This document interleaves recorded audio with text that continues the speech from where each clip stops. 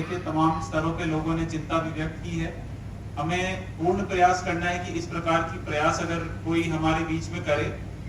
तो उसको तुरंत एक्सपोज किया जाए और तुरंत उसका नाम आगे आए और हमारे जनपद में अमन चैन शांति बनी रहे। और इस चीज में आपका पूर्ण सहयोग हमारे पुलिस और प्रशासन का आपको करना चाहिए। ये इस त्योहार से हटके बिंदु है, लेकिन फिर भी मैं इसलिए उठाने की कोशिश कर रहा हूँ क्योंकि इन्हीं त्योहारों के टाइम पे भी ऐसे लोग सक्रिय हो जाते हैं और नॉर्मली इसके बारे में लोग बातें नहीं करते हैं, तुरंत इसमें लोग अलग अलग हिस्सों में बढ़ जाते हैं जब इस तरीके के होते हैं। तो यहाँ बैठे हुए जो लोग हैं, जो प्रबुद्ध लोग हैं, इनकी ये जिम्मेदारी बनती है कि हम लोग आपस में पहले से इसमें तालमेल रखें, समन्वय रखें और ये सुनिश्चित करें कि कोई भी मुरादाबाद का माहौल खराब करने का प्रयास ना करे। यहाँ के अमन चैन जो भी पिछले 1 साल में हम लोगों ने यहाँ पे देखा है कि जो नाम हम सुन के आए थे मुरादाबाद का, मतलब बाहर में मैं सही में बताऊं, जो नाम है मुरादाबाद का वो एक बहुत शांति प्रिय जनपद के रूप में नहीं है, ये हम और आप हम सब जानते हैं। लेकिन साल बीत गया, मैं और एसपी साहब अभी हाथ मिला के एक दूसरे को वही बधाई दे रहे थे कि जो हम सुन के आए थे और जो हमने देखा उसके बिल्कुल इतर है और हमारी धारणा बिल्कुल 1 साल में बदल गई है। अब एसपी साहब को तो यहाँ पे 3-4 साल रहने का मन है और मेरा ये मानना है कि जब एसपी साहब यहाँ से निकले तो उनकी धारणा बदले ना, उसमें आप सभी का इसमें सहयोग चाहिए। और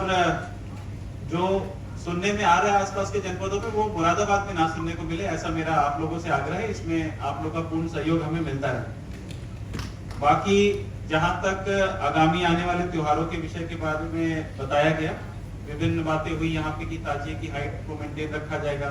पिछली बार एक और इशू था जो बाद में एड्रेस हो गया था, हम लोगों ने देखा था क्योंकि बारिश का मौसम है, कई सारे ऐसे सूखे सूखे नाले और नदियां हैं जो इस बीच में उसमें थोड़ा सा जल आ जाता है, थोड़ा पानी आ जाता है और फिर चूंकि उसी रास्ते से लोग ताजिया निकालने की कोशिश करते हैं तो कई बार उसमें बच्चों के डूबने की घटनाएं हुई हैं। तो मेरा आपसे आग्रह है कि अगर इस तरीके का मार्ग अगर कहीं पर है और अगर वहां पे जल है, जैसे अभी पीछे हम लोगों ने देखा कि रामगंगा में थोड़ा सा जलस्तर बढ़ा, अभी बरसात जैसा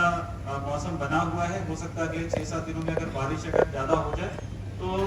जलस्तर बढ़ सकता है। तो थोड़ा ऐसे गाँव में आगाह करने की जरूरत है, हमारे पुलिस को भी, हमारे मजिस्ट्रेट्स को भी और जो आप लोग जो व्यवस्था में लगे हुए लोग हैं उनको भी, कि अगर ऐसी स्थिति बने तो एक वैकल्पिक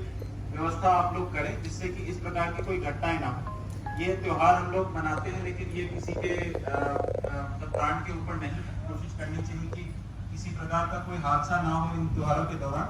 तो इसको एक बार देख लें कि विगत वर्षों में 1-2 घटनाएं ऐसी हुई हैं।